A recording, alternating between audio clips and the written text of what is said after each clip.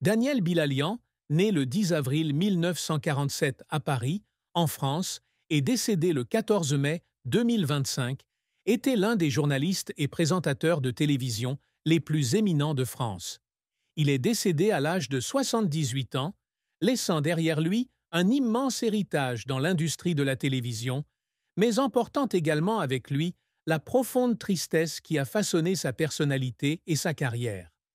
La vie de Daniel a été un long voyage, depuis ses débuts difficiles dans les journaux locaux jusqu'au projecteur du journal de 20 heures sur France 2, puis jusqu'à son rôle de directeur des sports de France Télévisions. Mais derrière les projecteurs, il a dû faire face à de durs défis, à de profondes tristesses et à des moments qui pesaient lourdement sur son cœur. Pour comprendre Daniel Bilalian, il faut se pencher sur la plus grande tristesse qu'il a hantée, sa carrière tumultueuse, les défis qu'il a surmontés et les choses qui lui ont fait ressentir de la douleur au plus profond de son âme. La plus grande tristesse dans la vie de Daniel Bilalian n'était pas un événement isolé, mais une accumulation de traumatismes personnels, d'exclusion des projecteurs et un sentiment d'incompréhension dans le monde même auquel il avait consacré sa vie. Né dans une famille d'origine arménienne, avec un père tailleur échappé du génocide arménien et une mère originaire du Pas-de-Calais, Daniel a grandi avec un fort sens de l'identité culturelle et de la responsabilité sociale. Les histoires de perte et de souffrance familiale, en particulier les souvenirs du génocide vécu par son père, ont gravé une tristesse indélébile dans son âme. Il a un jour partagé que ces histoires n'étaient pas seulement une histoire de famille, mais une partie de lui-même, un fardeau mental qui lui faisait toujours sentir la responsabilité de parler au nom de ceux qui n'ont pas de voix. Cette tristesse, bien que profonde, est devenue une grande force motrice dans sa carrière journalistique, le motivant à rechercher la vérité et la justice. La plus grande tristesse de Daniel ne vient cependant pas seulement de son passé familial, mais aussi des moments où il a été poussé hors des projecteurs par ses collègues et supérieurs de France Télévisions. Au cours des années 1980 et 1990, Daniel a été chargé à plusieurs reprises d'animer l'émission de 20 heures. Nouvelle, un poste prestigieux que tout journaliste convoiterait.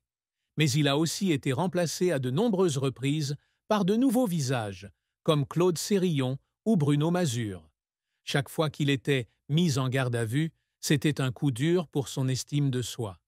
Il a admis un jour qu'il y avait eu des moments où il avait l'impression que sa propre maison, Antenne 2, puis France 2, lui tournait le dos. Ces moments où il était confronté à des doutes sur ses capacités et à un traitement injuste l'ont plongé dans des périodes de dépression silencieuse. Malgré son apparence calme, il s'est un jour assis seul dans son bureau, repensant à son parcours et se demandant s'il appartenait vraiment au monde impitoyable de la télévision. Cette tristesse s'est encore aggravée lorsqu'il a pris le poste de directeur des sports de France Télévisions de 2004 à 2016. Malgré son succès, il a dû faire face à de vives critiques et à des conflits internes. L'un des moments les plus déchirants s'est produit en 2010, lorsque les journalistes sportifs de son équipe lui ont refusé leur confiance, critiquant son style de gestion comme étant trop rigide et manquant d'intérêt pour le travail quotidien de la salle de rédaction. Pour quelqu'un qui a consacré sa vie à sa profession, l'opposition des collègues qu'il dirige est une blessure mentale qui n'est pas facile à guérir. Il a dit un jour à un ami proche qu'être rejeté par sa propre équipe était comme être abandonné par sa famille. Les critiques du public et des médias, comme ses commentaires inexacts lors des Jeux olympiques de Rio en 2016, n'ont fait que le faire se sentir encore plus seul dans le monde auquel il avait contribué. La plus grande tristesse de Daniel était donc une combinaison de traumatismes personnels et de sentiment d'être incompris et sous-estimé dans les dernières années de sa carrière. La carrière de Daniel Bilalian est un long livre, avec des chapitres lumineux et des pages sombres, reflétant à la fois son talent et les défis auxquels il a été confronté. Il débute sa carrière de journaliste en 1968, à l'âge de 21 ans, au journal L'Union à Reims. Diplômé en droit de l'Université de Lille, il aurait pu choisir une voie plus stable. Mais sa passion pour le journalisme l'a conduit vers l'écriture. Ses premières années à l'Union ont été consacrées à apprendre à raconter des histoires, à aborder les problèmes sociaux et à perfectionner ses capacités d'observation. En 1971, il rejoint l'ORTF et travaille comme correspondant régional à Reims puis à Lille. C'est là que son talent est remarqué et il est rapidement invité à Paris pour rejoindre l'équipe d'Antenne 2, le prédécesseur de France 2. Chez Antenne 2, Daniel est rapidement passé du statut de journaliste politique interne à celui de présentateur. Il a débuté à Antenne 2 Midi, un journal télévisé de midi, de 1979 à 1986. Avec son style de présentation calme, sa voix grave et ses connaissances politiques approfondies, il est devenu un visage familier du public français. En 1985, il se voit confier la responsabilité d'animer l'émission de 20 heures. Nouvelle, une étape importante dans sa carrière. Cependant, après seulement quelques mois, il a été remplacé, un événement qui l'a laissé dans une période difficile. Pourtant, Daniel n'a pas abandonné. Il revient en 1987, présente le journal télévisé du week-end jusqu'en 1990, puis continue de prendre en charge le journal de 13 heures de 1994 à 2004. Cette persévérance montre qu'il n'est pas seulement un journaliste talentueux, mais aussi une personne volontaire, prête à se relever après chaque chute.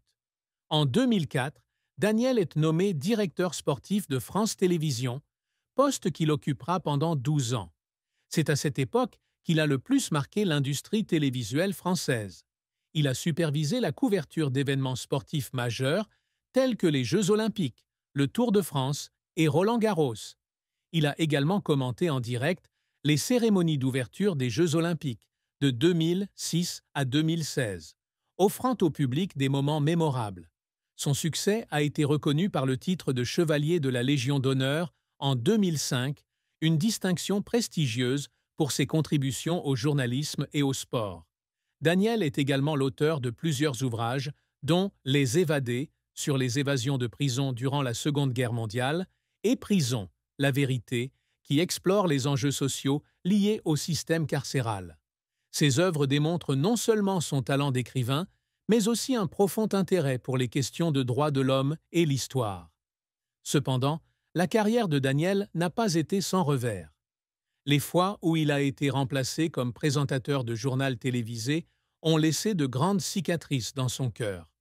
De plus, dans son rôle de directeur sportif, il a dû faire face à de nombreuses controverses. En 2014, des commentaires jugés sexistes lors des Jeux olympiques de Sotchi ont valu à lui et à son équipe de vives critiques. En 2016, un commentaire erroné sur l'histoire de l'esclavage lors de la cérémonie d'ouverture des Jeux olympiques de Rio avait valu à France 2 une mise en garde du Conseil supérieur de l'audiovisuel. Ces événements ont non seulement porté atteinte à la réputation de Daniel, mais lui ont également donné le sentiment d'être incompris par le public.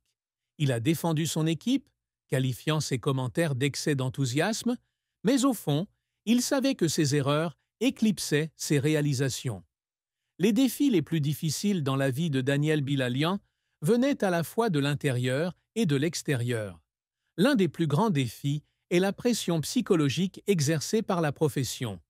En tant que journaliste et présentateur, il a dû faire face à une concurrence féroce, à de grandes attentes du public et à des critiques constantes de la part des médias. Dans les années 1980, lorsqu'il a été remplacé à partir de 20 heures, Nouvelle, il a lutté contre le doute et la peur que sa carrière soit terminée. Il a dit un jour qu'il y avait des nuits où il ne pouvait pas dormir, pensant à ce qu'il aurait pu faire de mieux et se demandant s'il avait la force de continuer. Un autre défi est l'isolement du rôle de directeur sportif. À ce poste, Daniel a dû gérer une grande équipe composée d'individus dotés d'égos forts et d'opinions différentes. Le vote de défiance de 2010 a été un coup dur, lui laissant le sentiment d'avoir été trahi. Il a essayé d'améliorer son style de gestion, d'écouter davantage, Mais les conflits internes le laissaient toujours seul. Il a dit un jour à un collègue que le leadership ne consiste pas seulement à prendre des décisions, mais aussi à apprendre à accepter que tout le monde ne sera pas de votre côté. En dehors du travail, Daniel a également dû faire face à des défis personnels, notamment en matière de santé au cours de ces dernières années. Il est décédé le 14 mai 2025, après une longue maladie. Bien que les informations spécifiques sur la maladie n'aient pas été rendues publiques, ses proches ont déclaré qu'il avait combattu la maladie avec courage, mais qu'il avait toujours gardé son état secret afin de ne pas déranger sa famille et ses amis. Au cours des derniers mois de sa vie, alors que sa santé déclinait, il essayait de garder un esprit optimiste, mais au fond, il était triste de ne pas pouvoir continuer à se consacrer à la profession de journaliste qu'il aimait. Ce qui rend Daniel Bilalian le plus triste, et vraiment triste, c'est le sentiment que ses contributions ne sont pas pleinement reconnues. Malgré ses nombreux succès, dès 20 heures, en raison de son rôle de directeur,